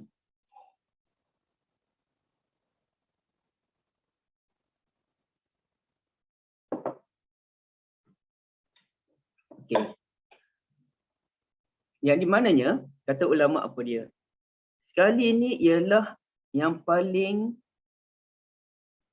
dia ada satu perbahasan lain sebelum sekali tu. Apa kita gini dulu. Sekali ni ialah jumlah minimum. Ya, sekali ialah jumlah minimum. 2 kali itu bolehlah, ya. 2 kali itu bolehlah. Dan 3 kali itu ialah jumlah yang terbaik, ya. Mengambil wuduk 3 kali, ia adalah jumlah yang terbaik. Walam yazid ala salas, dan tidak boleh lebih daripada 3. Okey, satu keadaan. Ini satu keadaan. Sekali jumlah paling minimum, 3 kali ialah jumlah yang paling banyak. Tapi ada beberapa keadaan yang mana kalau kita basuh sekali, ia dah anggap itulah yang terbaik. Ada beberapa keadaan kalau kita basuh sekali, itulah yang terbaik. Okey, macam mana keadaan dia, ibu-ibu sekalian? Ada siapa boleh bagi? Darurat lah ketika air tak cukup, yang tu cukup untuk minum je, untuk Jazakumullahu khairan. Ketika air sedikit, masa catur air kan? Masa catur air terutamanya di Selangor, yang sebelum ini beberapa kali kena catuan air. Okey. Jazakumullahu khairan. Okey, apa lagi keadaan yang memungkinkan basuh sekali tu yang terbaik? Ustaz. Ya. Baru ni saya pergi Turki, masa tu musim sejuk. Musim sejuk, okey. Masjid kan, bila kita kena air tu sampai ke tulang. Jadi masa sebelum tu, mutawif yang bawa kita tu cakap ambil uduk sekali je, sebab sangat kita kena tu sampai badan kita sampai terketak-ketak lah. Jadi dia kata ambil sekali cukup. Itu memang pengalaman lah. Memang pergi Turki saja ke ataupun pergi ke Mekah lalu Turki? Tak pergi Turki saja. Okey, Bahari pergi Turki tak ajak. Ni Ustaz Zahirudin pula pergi Turki kan? Saya balik tu kena COVID, Ustaz. Allahul Musta'an. Allahul Musta'an. Biasalah tu kena COVID zaman sekarang ni. Biasa dah tu. Dah sihat, alhamdulillah. Tapi dah sihat semua, alhamdulillah. Puan Ibu Halimah, bukan mutawif ya, mutawif pergi Mekah aja. Mutawif apa tu kan? Orang yang bawa silap. Ya. Ibu Halimah dah pergi Turki, saya je belum pergi Turki. InsyaAllah kita semua ada peluang di Turki nanti, insyaAllah. Okey. Dan Turki sekarang ni mata wangnya sangat jatuh. Sangat ramai orang Malaysia pergi. Sangat ramai sebab dia dah jatuh mata wang dia. Dan kawan saya pun maklumkan dah ada dah peminta sedekah di Turki. Sebelum ni mata wangnya lebih tinggi daripada Malaysia. Tapi dah sebab kejahatan barat ni, lepas tu bom tak berhenti sebelum ni kan. Okay, baik, tak apalah, itu cerita lain. Jadi sekarang ni, betul kata Ibu Halimah, di waktu kita terlalu sejuk. Waktu sejuk sangat ni, tak kata Turki, Malaysia pun kadang-kadang sejuk-sejuk, hujan tak berhenti, ambil wuduk sekali je. Hatta kadang-kadang sejuk yang pagi tu, masuk air dalam hidung pun tak. Saya beramal kalau waktu pagi saya akan berkumur 3 kali, masuk air dalam hidung 3 kali tu saya memang amalan dah. Tapi masa sejuk tak adanya, nanti berhenti tak berhenti, tak tahan kita. Okey. Ada satu lagi keadaan yang memungkinkan kita ambil wuduk sekali je. Contohnya apa? Ketika kita nak cepat dan ramai lagi orang beratur kat belakang. Saya pernah ada pengalaman. Masa tu kita pergi ke Perak, saya pergi dengan kawan-kawan je, masa belajar dululah. Ada program besar-besaran di Perak masa tu, program apa tu tak apalah. Dan kerana kita ni musafir, kita dari program tu di masjid, kita jalan kaki je, dan kita terlewat. Orang dah mula khutbah, kita sampai. Kemudiannya dalam masa sama ramai lagi orang beratur ambil wuduk. Malangnya setiap orang ambil wuduk basuh 3 kali. Masa tu dalam hati, ya Allah panasnya aku, sabarlah. Allah. Sejak hari itu saya tekad, saya tak akan membiarkan keadaan macam ni. Dan pernah sekali tu, berlaku juga sekali keadaan, masa tu kita nak solat maghrib, dan ramai orang beratur nak ambil wuduk, masa tu tengok anak bulan. Ramailah orang datang nak tengok anak bulan ni di Teluk Kemang tu. Okay. Jadi ini sebelum PKP, jadi bila ambil anak bulan tu ramai. Orang nak ambil wuduk ni ambil semuanya basuh 3 kali. Saya dah geram dah, saya ke depan, saya kata basuh sekali je, ambil yang wajib je. Orang ramai ni. Tapi kita cakap elok-elok lah. Okay, minta ambil sekali je. Sebab ramai lagi orang beratur ni. Ambil wajib je. Alhamdulillah baru laju. Baru laju. Ni orang dah beratur ramai. Kita nak juga 3 kali. Bermakna sebenarnya pada asalnya 3 kali itu yang terbaik. Tapi apabila kita telah menyusahkan orang lain, yang terbaik itu jatuh martabat menjadi yang tak baik. Apa-apa benda lah ibu-ibu sekalian. Asasnya benda tu yang terbaik, tapi bila tak kena cara, dia jadi apa yang tak baik. Contohnya apa dia? Yang terbaik ialah kita solat subuh ni panjang. Kalau boleh baca 3 muka surat, baca 5 muka surat, 1 rakaat, itu yang terbaik. Tapi di musim sekarang yang subuh dah lewat, orang mula bekerja nak pergi kerja, kita pula imam kemai lagi baca 3 muka surat. Setiap rukuk kita baca tasbih 7 kali. Ya, memang panaslah orang kat belakang ni. Ataupun solat Jumaat itu seeloknya baik, tapi di musim hujan, orang kat luar sana tu dah basah dengan hujan, imam kemai lagi baca surah Al-Jumu'ah, rakaat pertama dan kedua dia habiskan. Memang kesianlah orang yang kena hujan ni. Maka walaupun usulnya solat subuh itu panjang, tetapi apabila ia menyusahkan orang, dan bukan menyusahkan seorang, bahkan menyusahkan orang ramai secara umum, maka yang terbaik ialah memendekkan solat subuh. Ya, memendekkan solat subuh. Baik, begitu juga dengan keadaan ini. Walaupun yang terbaiknya mengambil wuduk 3 kali, tapi kalau mengambil wuduk 3 kali itu akan membazir air, sedangkan air sedang dicatu, ataupun dengan ambil wuduk 3 kali itu boleh menyebabkan kita demam kerana kesejukan, ataupun ambil wuduk 3 kali itu menyebabkan orang ramai beratur tu tunggu lama, kita menyusahkan orang lain, maka mengambil wuduk sekali itulah yang terbaik. Dalam perbahasan ini saya dah ceritakan pada ibu-ibu daripada Jemaah Hasanul Amalah, Nabi SAW biasa meninggalkan amalan yang terbaik untuk memudahkan urusan Nabi yang lain, yang sebenarnya urusan Nabi yang lain itu jauh lebih baik. Contohnya apa? Nabi jarang puasa. Nabi tak puasa Nabi Daud. Nabi tak puasa cara Nabi Daud, puasa senang sehari. Tak ada kita jumpa hadis sesungguhnya Nabi SAW puasa cara Nabi Daud. Tak ada. Maka ulama bincang kenapa Nabi iktiraf puasa cara Nabi Daud itulah yang terbaik, dan puasa Nabi Daud itu merupakan sunnah Nabi SAW secara qaul, secara ucapan baginda. Mengapa baginda tidak puasa sunat Nabi Daud? Kerana baginda memerlukan tenaga yang lebih besar untuk baginda berdakwah ke sana ke sini, yang mana kalau baginda mementingkan puasa, ia akan mengurangkan kekuatan baginda untuk travel sana sini, ke kawasan Madinah terutamanya, yang jauh-jauh rumah tu, untuk menyampaikan dakwah dan ilmu. Sedangkan Nabi ni biasa pergi ke sana ke sini untuk berdakwah ni, untuk mengajarkan ilmu. Nabi bukan duduk rumah, pergi ke masjid, di rumah pergi masjid je, tak. Nabi ada dakwah-dakwahnya ke tempat-tempat pelosok di Madinah itu. Jadi di sini ibu-ibu yang dirahmati Allah, walaupun puasa Nabi Daud itu yang terbaik, tapi kerana Nabi nak capai benda lebih baik lagi. Apa dia? Benda yang lebih baik lagi ialah menyampaikan dakwah. Maka Nabi meninggalkan puasa sunat Nabi Daud. Nabi amal Isnin dan Khamis, iaitu pilihan yang kedua. Okey. Dan ada lagi lah yang lain. Contohnya Nabi SAW pernah solat, memimpin solat apa saya lupa, Nabi baca agak panjang, tapi bila masuk rakaat yang kedua, fasami'a buka as-sabi, Nabi mendengar suara tangisan anak kecil, maka Nabi SAW memendekkan solat baginda, kerana memendekkan solat demi meraihkan ibu yang bimbang anaknya menangis, itu lebih baik daripada memanjangkan solat.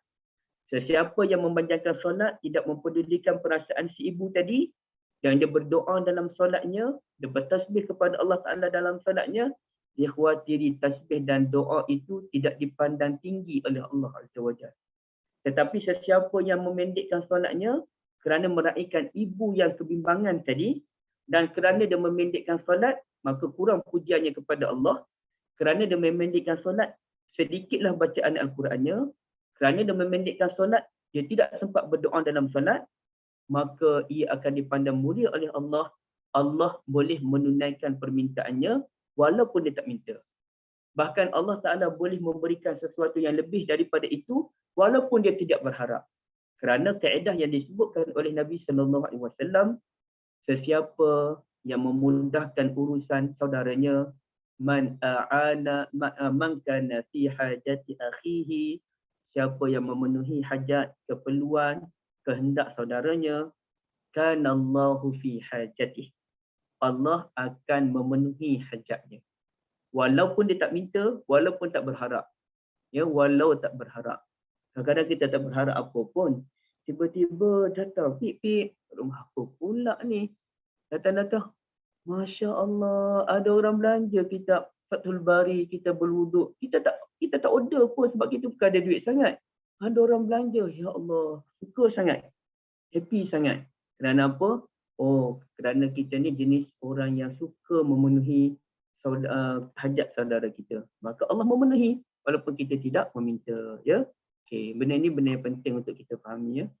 Okey, sekarang ni saya nak tengok ada soalan yang di Facebook. Ya. Girus kaki sahaja dah dikira sah atau gosok kaki yang lebih baik? Puan, Kak Zarina dari Jengka. Satu kawan saya cantik di Jengka tu kan. Kak Zarina, dalam kes basuh ni, basuh tu artinya ambil air, kita basuh je, asalkan air tu mengalir. Itu je tahap kewajipannya. Tetapi dalam kes kaki, paling baik ialah membasuh dan menyapu. Itu yang terbaik. Kerana kita khawatir ada anggota, ada bahagian celah-celah kaki tu tak rata airnya. Yang terbaik basuh dan sapu atau gosok, ya, atau gosok. Tetapi kalau kita sekadar mengalirkan air, kita angkat-angkat kaki sedikit, insya-Allah sah. Boleh tak kita ambil wuduk tu niat sekali wajah kita bercahaya, bukan niat tapi kita berharap Allah Ta'ala memberikan cahaya, boleh, tidak ada masalah. Setiap anggota wuduk ada tak niat? Tak ada. Niat tu mula-mula je. Okay, kalau pegang kemaluan di luar, jika pegang di luar melalui kain, kalau melalui kain tak batal. Hanya batalnya kalau kita sentuh melalui batinul kaf, bahagian sini je. Ya, bahagian belakang ni kalau sentuhnya tak batal. Dan sebenarnya itu khilaf ulama. Ada ulama, ramai ulama kata batal kalau sentuh, dan ramai ulama yang kata tak batal. Jadi kita tengok keadaan, dalam keadaan biasa kita anggap batal. Tapi dalam keadaan kita nak ambil wuduk, kemudiannya kita terpegang, sedangkan dalam keadaan air tak ada, air kena catu, maka kita pegang saja pendapat ulama yang menyatakan tidak batal. Tapi dalam keadaan biasa, pegang pendapat ulama yang kata batal. Ya? Itu untuk selamatlah. Baik. Sekarang ni, kemudian kita ada satu persoalan. Wa kariha ahlul ilmi al-israfa fih. Ahli ilmu ni tak suka kalau kita ni membazir. Puan Syahira, lepas ambil wuduk, boleh ke kita lap pakai tawar sebagai contoh ataupun keris sendiri? Pernah Nabi SAW lap guna tawar, tapi yang sebaik-baiknya ialah kita tak lap. Itu yang terbaik. Tapi kalau kita ada hajat untuk lap, boleh. Sebagai contoh, Puan Syahira ambil wuduk, kerja di pejabat lah. Tapi saya maklum, Puan Syahira ialah pengurus rumah tangga yang berjaya. Ini cerita kalau bekerja di pejabat. Kalau kita kerja di pejabat, kita ambil wuduk dan kita pun nak masuk dalam bilik pejabat kita, dalam keadaan muka basah, tangan basah, kita tak selesa, nanti tak manis pula dipandang orang, maka boleh kita lap. Cuma kalau kita nak solat, biarkan, jangan lap. Itu yang terbaik. Sebab kan Ustaz, ada yang bagi tahu saya kalau lap muka kan lepas wuduk kan, nanti kita tak ada cahaya wuduk tu. Tak ada. Lap tu bukan berarti menghilangkan cahaya. Cahaya tu bukan pada air secara hakiki.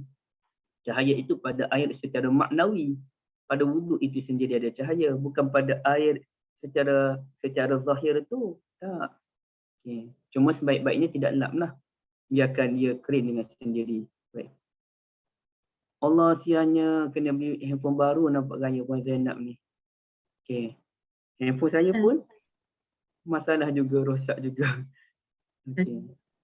Kak Syida, silakan. Kenapa Nabi tak lap Ustaz? Biar je. Apa dia? Kenapa Nabi tak lap? Dia biarkan je air tu. Air itu dia biarlah air yang kita gunakan tu untuk solat. Dia Air jadi wuduk. macam saksi lah. Air wuduk kita tu dekat air anggota wuduk kita tu. Biarkan je lah. Biarkan. Kerana dia macam ni lah. Macam kalau orang mati syahid kerana perang. Jadi dia berdarah kan. Dia mati syahid perang ni biasa mesti berdarah kan. Jadi tidak ada mandi jenazah bagi mati syahid perang.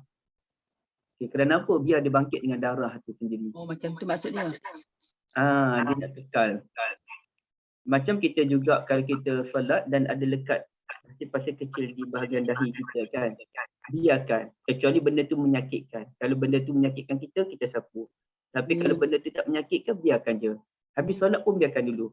Dah habis zikir tu, barulah kita nak bersihkan. Kerana semua benda tu menjadi saksi.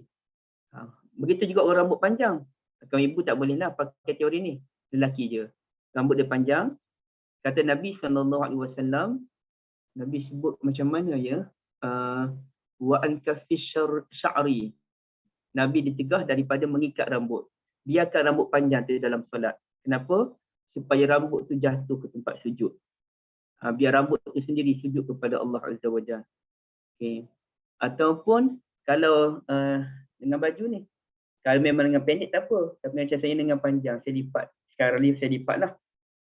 Tapi kalau solat, biarkan. Jangan lipat. Kenapa? Biar baju ni pun sama terkena kita sujud sekali dengan baju ni kan. Kalau kita lipat ni, dia tak kena lah macam kes rambut yang diikat. Kalau perempuan macam mana Ustaz? Perempuan tak lah. Macam saya sebut, orang perempuan tak kira. Tak apalah kena biar macam tu ataupun kena ikat juga perempuan. Yang orang perempuan tak termasuk dalam tadi. Oh, Sebab, ya khas untuk lelaki je. Lelaki. Sebab kalau wanita nak tak nak, dia kena tutup rambut. Jadi nak ikat rambut tu tak ada masalah lah. Jadi lah perempuan nak ikat atau tidak tak apalah, tak ada masalah lah. Tak ada masalah. Khas untuk lelaki je. Oh, faham. Dan kalau kita tanya itu, ya? Satu lagi, ada ke air wuduk tu menggugurkan dosa-dosa? Tu betul. Air wuduk ni menggugurkan dosa. Maknanya bukanlah setiap. Tak elok lap. Salah satu sebab. Bukan setiap titisan air wuduk tu menghapuskan dosa. Dengar macam tu Ustaz, salah lah. Kalau setiap air wuduk menghapuskan dosa, untunglah orang banyak-banyak. Basuh tu. Ada setengah orang kata makro bila lap Ustaz, ada? Dia ada khilaf ulama lah dalam bab mengelap air wuduk ni. Oh ya. Tapi sebenarnya yang terbaik tak lap lah. Biarkan macam tu lah. Biar dengan air basah dan kita solat lah. Kecuali kita masuk pejabat je tadi. Ataupun kita makan. Kita contoh di restoran, kita masuk toilet, kita pula jenis ambil wuduk. Kaum ibu mungkin payahlah, kaum lelaki. Saya ambil wuduk. Dan takkanlah saya nak keluar ke restoran tadi, ke meja makan dalam keadaan basah. Jadi Islam ni dia ambil kira keadaan kita berhubung dengan Allah macam mana, kita berhubung dengan manusia macam mana. Cara kita connect dengan Allah berbeza dengan cara kita connect dengan manusia. Dia tak boleh sama. Jadi kalau orang setengah orang dia bangun solat sunat di rumah je, dia tak pakai baju mahal, dia pakai silek macam tu je. Terutama tok guru zaman-zaman dulu, dia biasa-biasa dia je. Tak ada masalah kerana dia membina hubungan dengan Allah. Dia bukan membina hubungan dengan manusia. Kalau ada orang kata kita nak jumpa manusia pakai baju mahal, jumpa dengan Allah pakai baju murah. Tak ada kaitan benda tu. Kita membina hubungan dengan Allah berbeza dengan cara kita membina hubungan dengan manusia. Jadi begitu juga tadi, kalau kita ambil wuduk untuk solat, kita biarkan. Sebab kita dengan Allah je. Tak ada orang pun nak komen. Tapi kalau kita di restoran ambil wuduk, nak pergi meja makan dengan muka basah, tangan basah, orang tak selesa. Kita tak selesa, orang duduk sebelah kita pun tak selesa. Jadi caranya kita nak. Jadi dia tengok keadaan tu sendiri. Boleh? Ustaz, jadi, ada lagi soalan dekat FB. Ada pendapat solat sunat wuduk lebih baik sebelum air kering. Betul ke Ustaz? Tak ada konsep macam tu. Tak ada. Tapi saya faham maksudnya macam ni, saya faham isunya. Iaitu lepas ambil wuduk terus solat. Kalau macam tu betul lah. Lepas ambil wuduk terus solat. Tapi kalau kita lewatkan sedikit pun tak ada masalah. Cuma jangan lewat tu sampaikan sejam kemudian baru solat wuduk. Tak cantik lah kan. Artinya segera solat sunat wuduk. Itu betul lah. Dalam kes gugur dosa tadi, nanti kita akan jumpa hadis tu. Ia bukan soal berapa banyak air yang menitis tu, tak. Tapi perbuatan mengambil wuduk itu sendiri menggugurkan dosa. Dan sebaik-baiknya ialah penggunaan air yang sedikit. Kita tengok di sini. Sebab tu ulama kata tu, wa kariha ahlul ilmi al-israfa fi. Ahli ilmu menyatakan makruh kalau kita membazir dalam penggunaan air. Artinya kalau kita guna air yang banyak, walaupun kita hanya basuh sekali je, ia dikira sebagai membazir. Sebab tu yang Nabi SAW sebut dalam hadis yang dhaif tu. Rasanya hadis yang dhaif, tapi ulama terima hadis tu. Terima kandungan dia betul. Iaitu jangan kamu membazir walaupun di sungai tu. Artinya, kita pasal ada berenang sejam dekat sungai tu. Tak ada pula isu membazir. Bukan. Itu isu kita mengambil wuduk lebih daripada 3 kali. Ustaz, saya nak tanya Ustaz. Tapi macam mana ada setengah-setengah kan orang ambil, contoh dia tiba dia pakai macam go entah je, dia tanpa sentuh, dia pakai gosok, dia biarkan air macam itu macam mana cara? Macam-macam mana?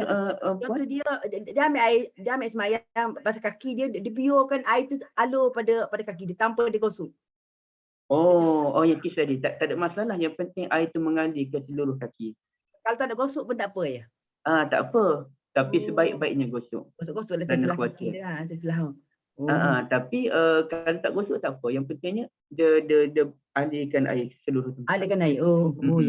Dan air ni dia bersifat boleh meresap. Meresap. Dia boleh meresap. Itu kekuatan air kan. Jadi dalam kes tadi, kalau kita mengambil wuduk lebih 3 kali, ia dipanggil membazir. Hanya satu keadaan je membolehkan kita membasuh wuduk sebanyak 3 kali, iaitu kalau kita khawatir basuhan kita tadi belum sempurna. Belum sempurna. Kita rasa macam ada benda yang belum lengkap lagi lah basuh tangan, masa basuh kaki tadi. Kita pun basuh kali keempat. Itu tidak ada masalah kerana kita nak tampung kekurangan tadi. Belum mengalir betul. Tapi kalau kita sengaja membasuh lebih 3 kali, wa kariha ahlul ilmi. Dia anggap makruh bagi ahli ilmu. Bagi tahu ilmu makruh. Okay, siapa yang ada persoalan boleh ajukan dulu. Sementara saya cari satu benda je. Ada dekat FB Ustaz, tapi tak macam bukan untuk wuduk lah. Dia tanya, Puan Zarifah juga, Ustaz adakah rambut atau baju itu akan jadi saksi di akhirat nanti? Ustaz betul ke ada yang mengatakan baju kita pakai jadi saksi di akhirat? Dia secara hadis tu ada tak disebutkan secara terang-terangan? Wallahu alam. Tapi benda tu tak mustahil kalau berdasarkan kepada beberapa hadis yang lain tu. Tak mustahil. Tak mustahil bahawa anggota badan kita, baju-baju kita menjadi saksi di hari akhirat nanti. Macam tangan kita lah bila kita bertasbih ni kan. Kita sebut pada tangan kita nanti, pada kulit, wa qalu li juludihim lima syahidtum alaina. Kita akan bertanya kepada kulit-kulit kita ni, kulit-kulit ni, tangan, kaki, apa benda ni lah. Kenapa kamu duk cerita semua benda ni? Qalu antaqanallahu allazi antaqa kulla syai'. Allah yang menjadikan segala benda, Allah yang menjadikan segala benda boleh bercakap, maka Allah yang menjadikan kami bercakap pada hari ini. Kalau di dunia yang bercakap itu namanya mulut, ya. Tapi di hari akhirat segala benda boleh bercakap. Dan mereka lah yang menjadi saksi terhadap amal-amal yang kita lakukan. Macam tu. Ada lagi pertanyaan Ustaz, tapi keluar berwuduk jugalah. Macam dia tanya, kalau kita beli baju mahal-mahal tapi beli telekung murah tak apa ke? Sedangkan kalau kita faham baju tu, kalau baju yang untuk aurat boleh je pakai solat terus kan? Okey, betul. Sekejap sebelum tu. Okey. Saya pun sempat tengok ni perbahasan tentang mengelap tak mengelap tu. Okey, panjang dia punya perbahasan tu. Okey, tak apa yang tu. Kalau ada masa kita fokus pada mengelap saja pun boleh. Okey. Beli baju mahal untuk pergi kerja dan sebagainya, beli telekung murah, itu dia tak ada kaitan dengan kualiti ibadah. Oh, iyalah. Betul juga. Kalau benda tak ada kualiti ibadah, maknanya baju saya beli ni tak patutlah. Ya. Saya beli baju ni dalam berapa je harganya. Dalam 30, 40, 50 macam tu je lah. Sedangkan ada lagi pakaian kita lebih mahal, kita guna untuk berjalan. Baju saya bukan mahal pun. Contoh baju batik lah orang beli yang mahal ni kan. Ratus-ratus. 200 ada, 300 ada. Pakai jarang-jarang je, pergi majlis rasmi je. Kalau macam saya ni langsung tak ada kepentingan pakai baju batik. Tapi adalah baju batik tu satu. Okey, kalau kita fikir balik, tak kenalah sepatutnya baju Melayu terpakai ni beli harga 200-300 lah. Kena tempah. Bukan begitu. Sebab tu kita katakan tadi hubungan dengan Allah dengan hubungan manusia ni berbeza. Sebab tu ada setengah ulama dulu-dulu, apabila tiba waktu malam je, mereka akan mengenakan pakaian kasar, bulu kasar. Yang tu pakaian suf orang panggil. Kenapa mereka pakai pakaian bulu yang diperbuat daripada bulu kasar? Supaya mereka tidak selesa dan terlelap ketika menunaikan ibadah malam. Jadi dia ada sebab dia tu. Kalau kita kira, kenapa tak beli baju mahal? Untuk qiyamul lail, kita nak jumpa dengan Allah. Jumpa orang bukan bayar lagi mahal. Bukan begitu caranya. Jumpa dengan Allah, ada kaedah dia. Justru kalau kita lihat perbahasan ulama dalam bab salat istisqa, kita minta hujan turun, itu semua diminta pakai pakaian yang lusuh. Pakaian yang menunjukkan kita ni dhaif. Kita betul-betul nak meraya kepada Allah, turunkan hujan kepada kami. Jadi bukan pakai baju mahal tu untuk pergi ke tempat istisqa tu, bukan. Tapi pakai baju yang menunjukkan kehinaan kita di hadapan Allah. Oh, macam tu. Jadi di situ, dia tak ada isu mahal tak mahal. Tapi kalau nak beli yang mahal, tak ada masalah. Tapi jangan mengata orang yang tak beli baju mahal. Oh, jangan mengata orang. Jadi kalau ibu-ibu nak beli telekung mahal ni, sama SK ke, Siti Nurhaliza ke, saya tak tahulah apa-apa nama tu. Saya tahu SK je, tak ada masalah. Tapi tak boleh kita kata yang beli baju murah ni tak hormat Allah. Bukan. Baik. Ustaz, ada lagi ni. Macam mana orang yang berwuduk hanya pakai tuala? Dari FB, soalan dari FB. Hanya pakai towel? Tak ada kaitan, tak ada masalah. Tak ada kaitan. Tak ada masalah benda tu. Kalau nak ambil wuduk tu nak kena tahu aurat lah maksudnya. Oh. Macam mana tu? Tak ada kaitannya. Ustaz. Silakan.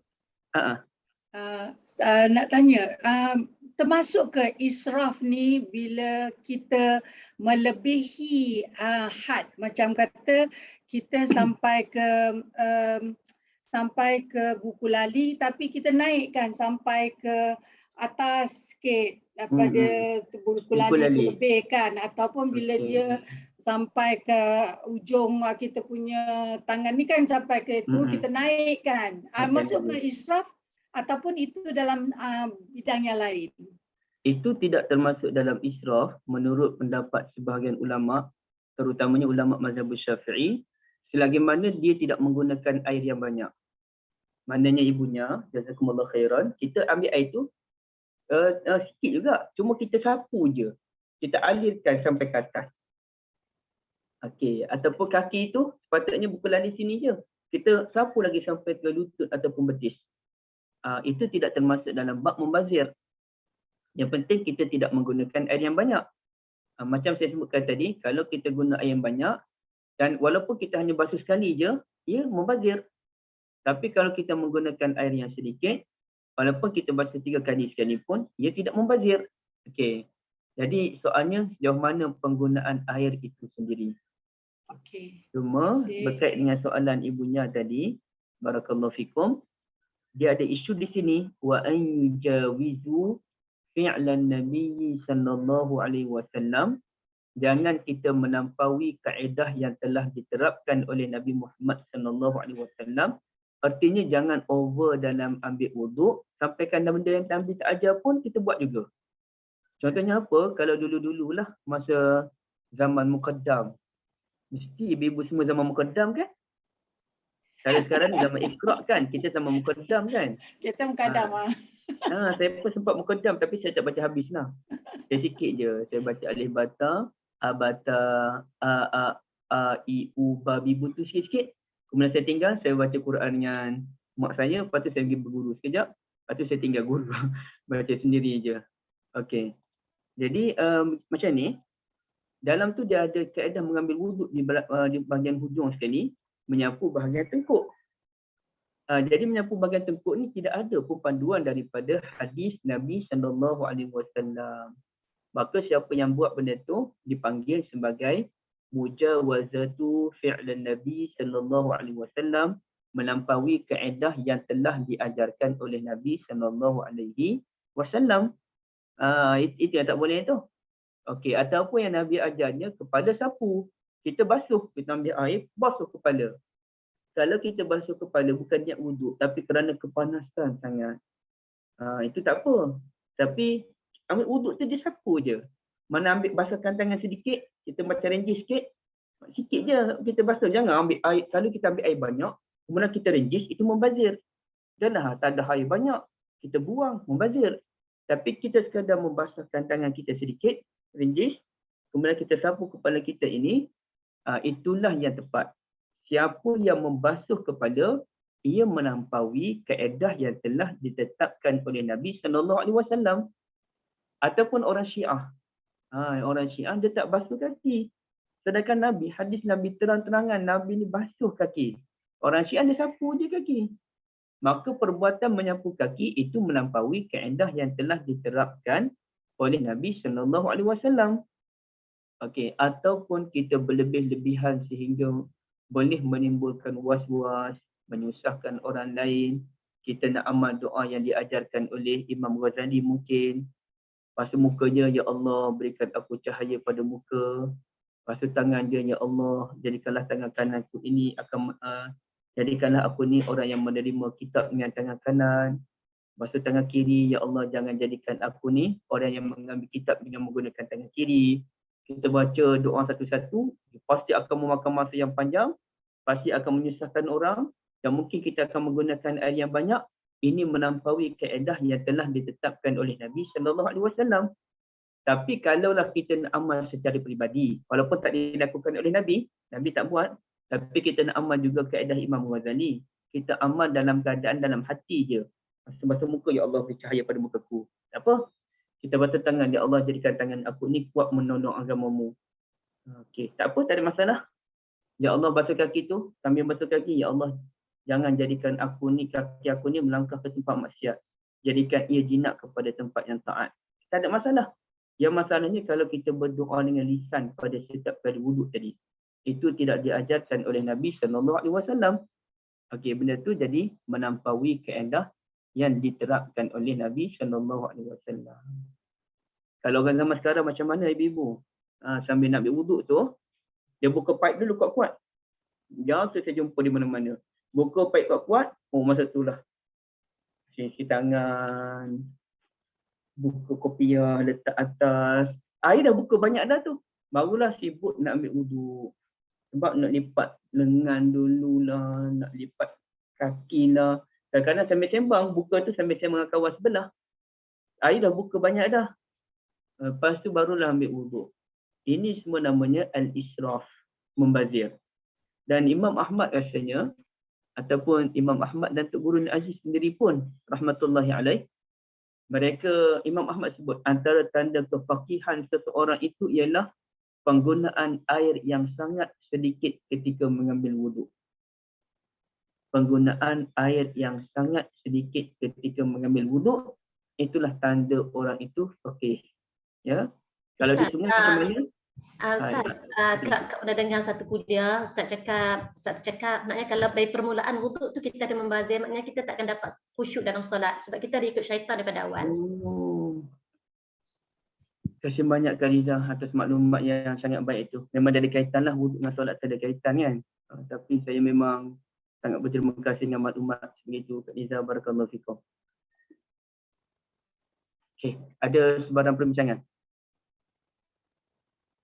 Kalau soalan kita nak, boleh. kalau kita nak ada soalan Ijaz tak? Satu lagi kalau kita nak bandingkan cara kita berwuduk dengan taib dengan zaman Rasulullah dulu, dia orang Nabi Rasulullah guna macam cebok cawan macam tu je kan. Jadi guna air dia memang sedikit. Kita sekarang kita guna air tu yang membazir. Sebab kita buka tu pipe tu kita biar air tu mengalir banyak.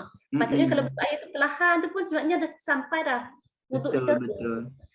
Patutnya guna dekat anak-anak tu sebab takut membazir. Apatah lagi kalau kita pergi RNR, kita dekat masjid surau, jadi kita ada guna kan kemudahan yang orang bagi tu dalam bentuknya membazir sebenarnya. Sebab tu kita kena ajar anak-anak kita guna pipe tu buka perlahan je. Betul. Kecuali kita ambil wuduk tu kat bawah tu dia ada baldi, kita sambil-sambil tanah kat baldi tu tak apa. Yalah. Tapi kalau kita semata-mata pipe tu kita buka sikit je. Dan setengah orang tu dia begitu jimat, dia buka dia tutup balik. Buka sikit tutup pasang muka. Tapi dia kena hati-hati juga jangan sampai terlalu lama. Kerana kita khawatir dalam keadaan menjaga sunnah menimbulkan was-was tadi. Kita tak nak. Kita nak sederhana je. Apa benda pun sederhana. Tapi memang ada. Kalau kita orang pernah tengok cara Tok Guru Aziz nak ambil wuduk memang superb lah. Sangat-sangat sedikit air yang digunakan. Dan sahabat Nabi ni jenis orang yang ambil wuduk sikit dah.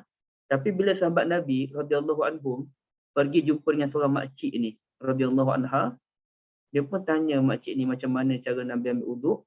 Dia kata kalau makcik cerita kamu semua tak mampu nak buat, tunjuklah makcik macam mana. Makcik tu pun ambil satu bekas yang sangat kecil.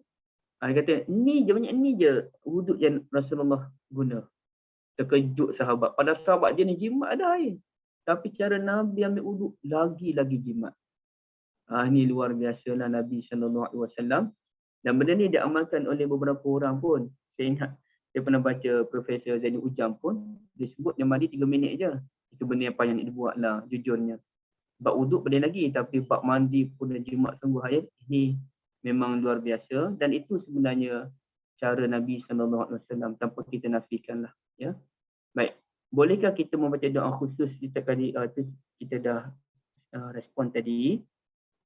Apa pandangan kalau kadang-kadang keluar rumah pergi shopping, bila masuk waktu solat sambil wuduk di pusat membeli belah dengan pakai kasut bukan selipar, jadi takut kasut tu basah. Boleh ke? Tak ada masalah. Kerana itu ada tujuan ya puan ya.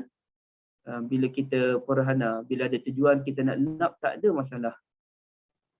Apalagi kalau ikut sebagai ulama pun kata tak ada masalah pun lap ni. Sebagian ulama kata tak ada masalah pun. Sebagian ulama kata kalau boleh jangan lap. Tapi kalau perlu lap, kita lap. Seperti takut stokin basah, kasut basah kan. Okey. Memperbaharui wuduk ni adakah dia dituntut? Bagi masyarakat ada wuduk sepanjang masa adakah dituntut? Ya. Memang betul. Dan benda tu payah dia nak dibuat. Sentiasa berwuduk itu merupakan amalan orang yang baik dan itu menjadi sebab antara faktor malaikat dekat dengan dia pun kerana sentiasa berwuduk. InsyaAllah rasanya ada kot dalam hadis-hadis yang akan datang. Hari ni ibu-ibu sekalian, kita bukan nak bincang semua berkaitan wuduk ni, tak. Kita nak bincang hadis tadi je. Sebab ini kelas yang bersiri, dia kelas berkitab, dia bersiri. Lepas dekat FB soalan bertalu-talu, start siap dengan tayamu-tayamu dah ni. Itu kena kawal tu Kak Liza. Yang tu bab lain lah nanti, kita ada masuk bab lain nanti tu. InsyaAllah. Sebab kita bukan hari ni bukan nak bincang seminar tentang wuduk saja. Tak bukan. Dia sebenarnya kita nak bincang dalam kelas ini, nak bincang hadis Sahih Bukhari. Cuma sebelum ni kita baca kitabul ilmi, sekarang kitabul wuduk. Lepas kitabul wuduk, kitab apa pula? Artinya kita ikut step by step, kita lebih pada hadis. Tapi bila hadis tu bincang fiqh, kita bincang fiqh sikit. Gitulah. Tapi kita lebih kepada hadis. Baik. Sedikit lagi. Ulama' dia bahas. Tapi sudah setengah dah rupa-rupanya. Kita pernah sikit je. Ulama' bahas tentang iza kumtum ila salah.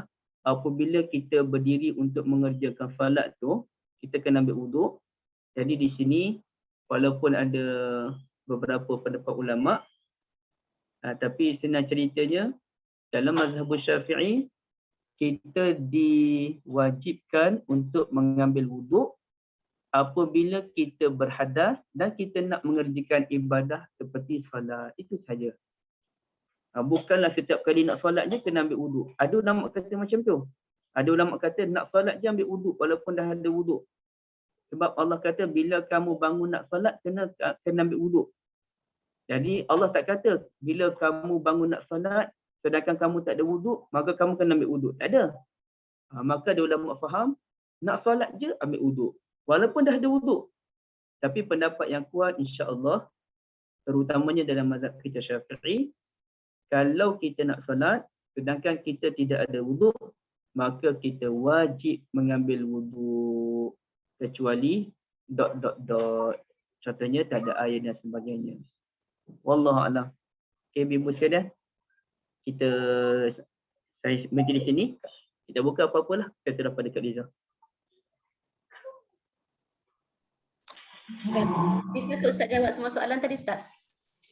Yang dah kat FB ni banyak tapi ada pasal tayamum, ada pasal lain lagi ke? Ada orang tanya ni basuh telinga tu sunat ke Ustaz? Pasal apa? Basuh telinga tu sunat ke? Basuh telinga ya dipanggil menyapu telinga. Sunnah. Kebanyakan yang dekat FB ni anak murid Ustaz ni saya rasa Kak Liza rasa dalam fakih punya grup kot. Dia orang tak tahu kelas ni ada bersiri. Jadi Kak Liza dah maklumkan dah kat FB kata kelas ni bersiri. Nanti boleh tengok nanti lagi. Okey, barakallahu fikum. Kita maaf ya ibu-ibu, kita tak jawab semua soalan, kita tak bincang semua isu wuduk, kita hanya fokus pada hadis yang tadi je. InsyaAllah, siapa yang follow dia ada lagi lah yang lain yang akan datang. Syida nak tanya tu. Ustaz, Sunnah SAW, bila dia bangun pagi, bagi dia terus berwuduk ataupun terus baca doa, baca ayat terakhir daripada surah Al-Imran tu?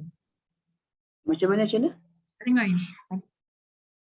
Sunnah SAW, bila dia bangun pagi, dia baca doa. Dia bangun duduk dulu ke atau dia terus bangun baca ayat terakhir pada surah Al-Imran tu? Saya tak ni pula Kak Syida.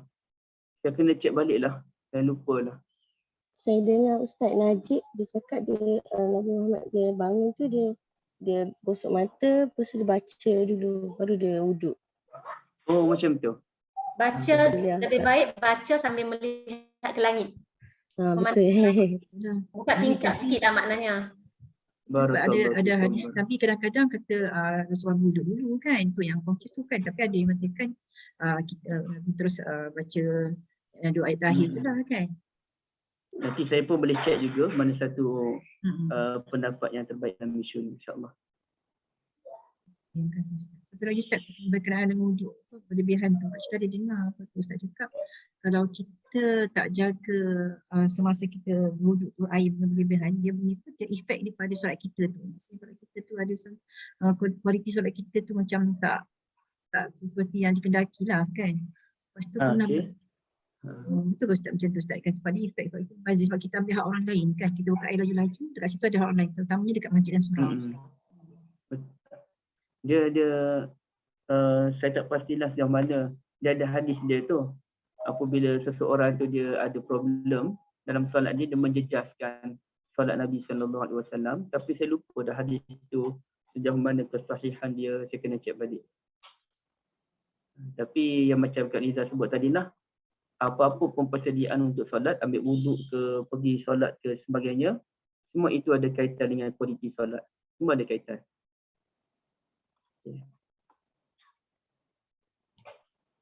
Ada soalan lagi ke sahabat-sahabat dekat Zoom? Saya nak tanya dia tak? Pak Syairah. Yang sini. Kan kita tahu kalau hari Jumaat ujung asar tu adalah waktu mustajab untuk doa kan. Kalau saya jadikan amalan, maksudnya saya ambil wuduk, saya solat sunat wuduk. Boleh ke Ustaz? Ataupun itu dia macam tak ikut sunnah. Maksudnya setiap Jumaat saya akan buat macam tu. Sebab kalau saya nak tunggu asar lambat sangat, nak solat ke hujung sangat kan. Jadi saya asar dulu awal tu, lepas tu bila dah hujung-hujung tu saya ambil wuduk, saya buat solat wuduk setiap Jumaat. Boleh ke? Bila kita sengaja berbuat demikian Puan Syahirah, maka ia dianggap sebagai bid'ah. Maka solat tadi makruh, tak boleh. Sebab saya fikir kalau doa dalam solat tu kan lagi bagus kan, tak boleh gitu. Doa dalam solat bagus, tapi dia bukan semestinya begitu, ya. Sebabnya, lepas subuh pun dia waktu yang elok kita berzikir pada Allah. Tapi tak ada pun dianjurkan solat sampailah waktu isyraq. Lepas subuh tu tak ada pun anjuran kita solat, kita berdoa dalam solat apa, tak ada. Walaupun itu waktu yang terbaik, waktu malaikat berkumpul. Okay. Begitu juga lepas asar, kita dianjurkan untuk berzikir, berselawat dan juga berdoa. Tapi tak ada pun anjuran untuk solat. Bahkan sesiapa yang sengaja solat, dia sengaja ambil wuduk dan sengaja solat, maka hukumnya ialah bid'ah. Solatnya tak diterima. Dan doanya pun tak diterima oleh Allah kalau mengikut kaedahnya. Jadi na'udzubillah. Yang bolehnya kalau tak sengaja. Yang bolehnya kalau tak sengaja. Macam mana tak sengaja tu? Contohnya kita duduk kat rumah, kita pun dah nak maghrib dah ni, sikit lagi. Sekarang pukul 7 contoh kan. Okay, bersiaplah ambil wuduk. Kita tak rancang pun. Jadi lepas ambil wuduk tu, kita pun pergi, ataupun macam ni, kita pergi ke surau. Sorry, kita buat contoh lain. Kita pergi ke surau, kita pun ambil wuduk, dan lepas ambil wuduk tu, kita masuk dalam masjid, awal lagi. Baru pukul 7 suku, tak maghrib lagi. Maka boleh tak kita nak solat wuduk ataupun solat tahiyah? Boleh. Kerana benda tu bukanlah benda yang kita sengajakan pun. Kita cuma pergi awal je. Okay. Tapi kalau kita sengaja mewujudkan amalan itu, maka tak boleh. Sebagaimana kita sengaja membaca surah yang ada sujud tilawah. Kecuali pagi Jumaat. Pagi Jumaat tak apa. Contohnya solat zuhur nanti, saja kita baca ayat yang ada sujud tilawah. Kerana tujuannya kita nak sujud tilawah. Masa solat zuhur kita nak sujud tilawah. Maka hukumnya, sebagian ulama kata makruh, sebagian ulama kata batal solatnya. Kerana kita menambah-nambah amalan. Allah Alam, begitulah Syahira ya. Yes, kalau Kak Liza lepas asar tu sebenarnya kita zikir petang, yang perbanyakkan selawat je lah, yang kan hari Jumaat kita ditutup perbanyakkan selawat. Dan selawat dan doa. Selawat dan doa. Pada penghujung asar tu kan. Betul. Ada tips dulu masa kat rumah Ain, Kak Ain tu Ustaz. Betul. Kat kita orang itu masa dalam kelas fizikal. Nanti Kak Syida sharekan kepada sahabat-sahabat nak. Kak Syida catat, Ustaz cakap. Jadi dah 11.39 Ustaz. Terima kasih banyak Ustaz. Jazakumullah khair. Terima kasih semua kepada peserta yang ada anak murid Ustaz sekali ni dalam Fakih Synergis ni. Terima kasih banyak semua. Jadi kita akhiri dengan tasbih kafarah. Alhamdulillah, asyhadu an la ilaha illa anta, astaghfiruka wa atubu ilaik. Wa sallallahu ala nabiyyina Muhammad wa ala alihi washabbihi ajma'in. Walhamdulillahi rabbil alamin. Wassalamualaikum warahmatullahi wabarakatuh. Terima kasih semua.